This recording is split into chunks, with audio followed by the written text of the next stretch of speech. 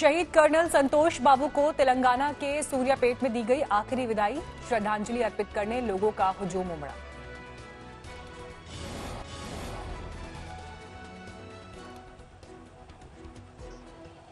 फूलों से सजे ट्रक पर रखा गया शहीद संतोष बाबू का पार्थिव शरीर। सैकड़ों लोगों ने फूल चढ़ाए। सेना के जवानों ने भी दी संतोष बाबू को सलामी। लोगों की आंखें हुई नम। संतोष बाबू अमर रहें के नारे से गूंजा पूरा माहौल। शहीद जवान सतनाम सिंह का पार्थिव शरीर पंजाब के गुरदासपुर पहुंचा। लोगों ने नम आंखों से किए आखिरी दर्शन। जवानों ने अपने घर पर बताई थी सरहद की हालत।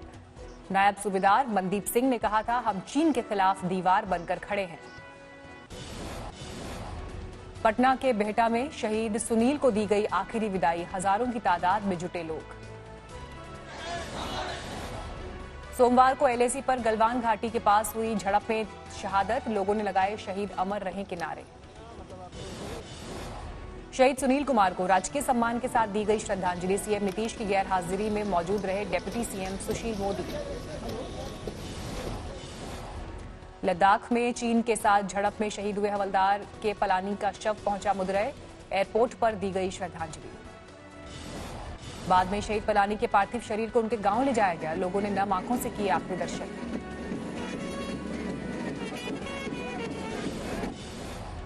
संगरूर में शहीद के परिवार के नहीं थम रहे आंसू। 22 साल के गुरविंदर सिंह ने सरहद की सुरक्षा में कुर्बान की जान। गलवान घाटी में चीन के सैनिकों से देश की सरहद की रक्षा करते जवान मनदीप सिंह ने दी प्राणों की आहुति। पटियाला में शहीद के घर मातम। जमशेदपुर के कोशा गांव में छाया मातम। एलएसी की घटना में 21 साल का जवान गणेश शहीद। लद्दाख में शहीद हुए सैनिकों के सम्मान में दानापुर में निकाला गया कैंडल मार्च। पूर्व सैनिकों ने दी श्रद्धांजलि। समस्तीपुर में शहीद अमन सिंह के घर छाया मातम, लेकिन पिता ने बेटे की शहादत पर जताया गर्व।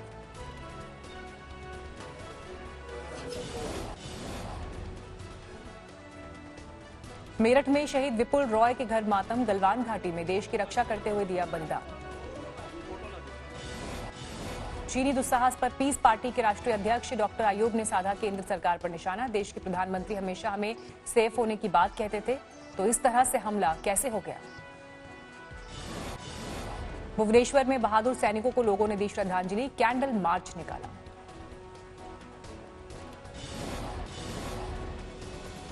अमृतसर में चीन के खिलाफ बजरंग दल का हल्ला बोल। गलवान घाटी में धोखे से हमले पर चीन को कोसा। मुरादाबाद में एक कलाकार ने शहीद को अपने अंदाज में दी श्रद्धांजलि। बनाया 20 फीट लंबा पोर्ट्रेट।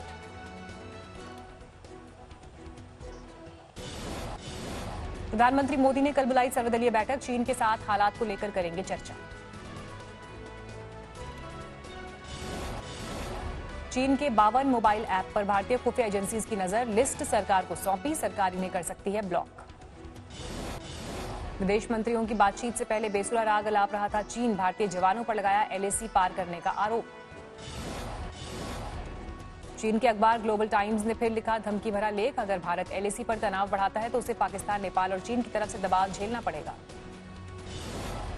विदेश मंत्रालय के प्रवक्ता अनुराग श्रीवास्तव ने दो टूक कहा, भारत अपनी संप्रभुता और अखंडता से कोई समझौता नहीं करेगा।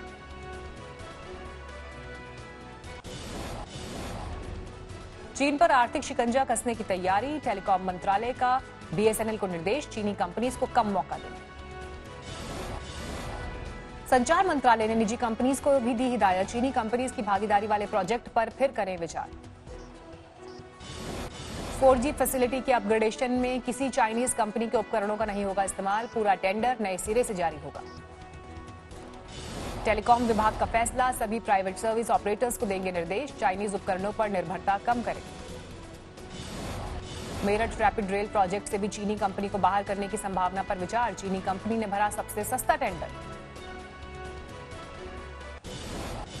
गलवान हिंसा को लेकर प्रधानमंत्री मोदी ने देश को दिलाया भरोसा। कहा, व्यर्थ नहीं जाएगा शहीदों का बलिदान। देश को इस बात का गर्व होगा कि वे मारते मारते मरे हैं।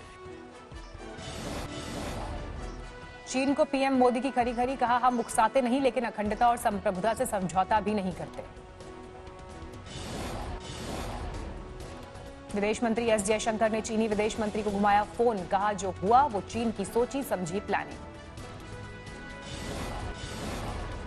चीन को हिंदुस्तान की खरी खरी, विदेश मंत्री ने चीनी विदेश मंत्री को कहा जमीनी हालात को बदलने के लिए चीन ने तैयार की साजिश। लेह अस्पताल के पास जमा हुए लद्दाख के स्थानीय लोग शहीदों के सम्मान में लगे भारत माता के जयकारे।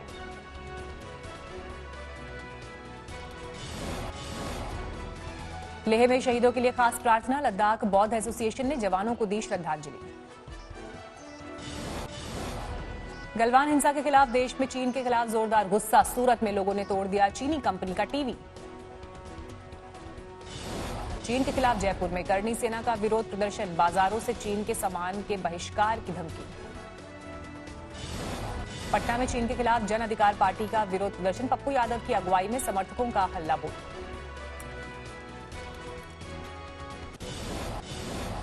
शहीद कैप्टन सौरभ कालिया के पिता बोले पाकिस्तान और चीन भरोसे के लायक नहीं, भारत ऐसा पलटवार करे जिसके सबक चीन को याद रहे।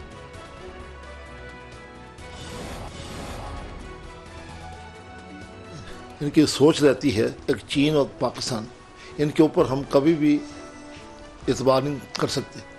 बोले इनके मन में हमेशा ही तो भारत को नुकसान करने की इनकी सोच रहती है। सीतामढ़ी में परशुराम सेना का चीन के खिलाफ प्रदर्शन, जिनपिंग होश में आओ के लगाए नारे।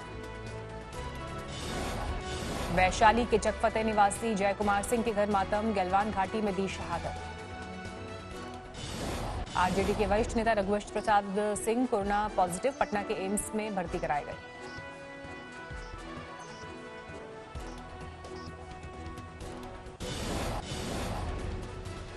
अवंतीपोरा के मीर पंपोर इलाके में एनकाउंटर में एक आतंकवादी ढेर, फिलहाल मुठभेड़ जारी।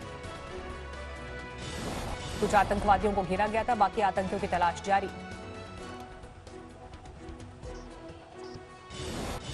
दो महीने के भीतर कश्मीर में ताबड़तोड़ एनकाउंटर, 100 से ज्यादा आतंकवादी ढेर किए गए। हाल की कुछ मुठभेड़ में लश्कर और हिजबुल के टॉप कमांडर भी मारे गए, आतंकवादियों की टूटी कमर।